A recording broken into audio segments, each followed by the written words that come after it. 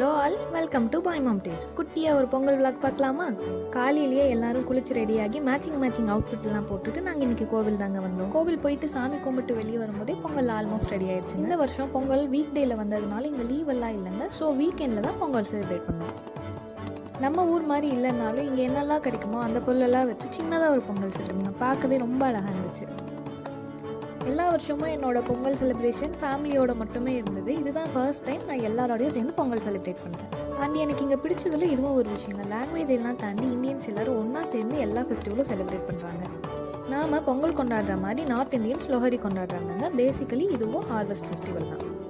இதெல்லாம் முடிச்சுட்டு அருமையான சாமி பிரசாதம் சாப்பிட்டேங்க. அப்புறம் கைட் ஃபெஸ்டிவல் இருந்துச்சு. நாம் குட்டி வயசு சம்மர் ஹாலிடேஸில் பட்டம் விட்டுருப்போங்க. இவங்க லொஹரிக்கு பட்டம் விடுறாங்க. இது ஒரு மாதிரி நாஸ்டாலஜிக் மெமரிஸ் கொடுத்துச்சு. 90s kit, early 2K kids யாராவது இருந்தீங்கன்னா கண்டிப்பாக இதை ரிலேட் பண்ண முடியும். இப்படி தாங்க எங்களோட பொங்கல் செலிப்ரேஷன் இருந்துச்சு. இந்த இயர் பொங்கல் எனக்கு நிறைய புது அனுபவங்களை கொடுத்துருக்குது. தேங்க்யூ ஃபார் வாட்சிங். Stay healthy, stay happy and stay blessed. Bye.